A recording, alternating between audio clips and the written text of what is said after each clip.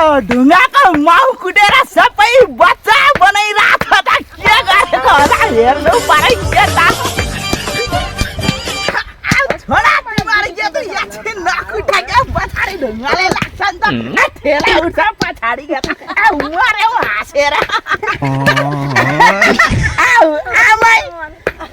मर्यौ ढुङ्गा कुदा कुदा उठिदिएर जाँदै झारेछ के त ढुङ्गाले लागेर यो ढुङ्गाको माउ कुटेर के गरेको आमै बच्चा बनाएर मर्यौ आमै त छोते परेको त ढुङ्गाले लागेर ढुङ्गाले लागेको आमै आमै मर्यौ हाँसेर आमै त छोते परेको त के त कसरी ढुङ्गाको माउ कुटेको होला यत्रो बच्चा बनाएर के गरिरहेको आमै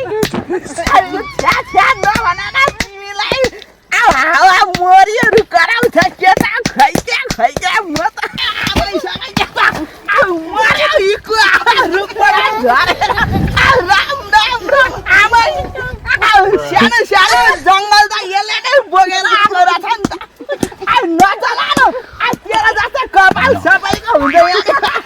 यसले त काँडले नै ढुङ्गा फुटाउँछ कि राम तपाईँले त चप्पल त खतरा लाउनु भएको रहेछ त एउटा चप्पल खाएको अर्को चप्पल खाएको खैके म कसैको दाँतै छैन कसैको चप्पलै उल्टा छ म त मर्छु कि क्या कसरी आइको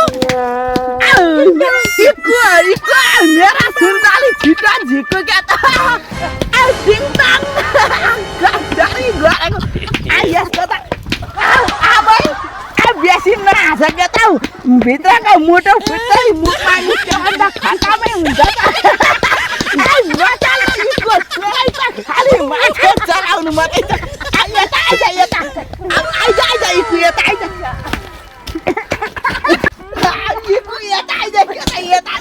मान्छे ब्ल्याक मम के गरिरहेको ढुङ्गा फुटाइरहेको नचला न चलाइ त देख्नै हुँदैन केही पनि ब्ल्याक ममले त खतरै ढुङ्गा फुटाइरहेको रहेछ नि त यो ढुङ्गा चाहिँ के आउने होला नि यसले त सबै चोरेर ढुट्टो बनाइसक्यो नगर्न अहिले भेट्ला लाख खाली मान्छेलाई ताक्नु छ ढुङ्गा फुटाउनु छैन आमै राम यसरी हेपेर चाहिँ नगाएर के त म पनि मान्छे त खतरा अलिकति हाइटमा नबढेको मात्रै नत्र म त फेरि आँखा चाहिँ छुइदिने मान्छे हो नि त आइकुले सबै छाता बोकेर खटामै गरेर नसक्ने भए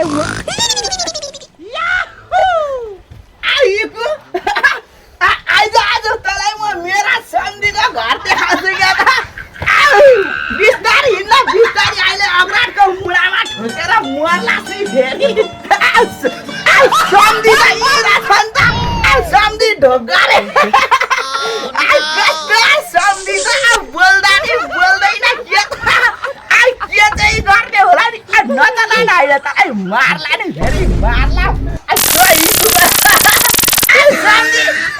के छ त हालखबर डराइछ मर्यौ सन्धीले त मुखमै घुसा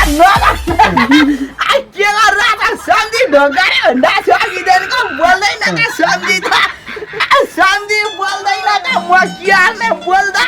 हातको भोक्रै छुटिसक्यो होइन नचला नै सन्धी घडी त डरै लागेको रहेछ बराटी सिद्धिएर खतमै भएको रहेछ नि त सन्धीको त होइन सन्धीसँग त हरेक लागेर आयो म त टाउकोमा त हालाउँछ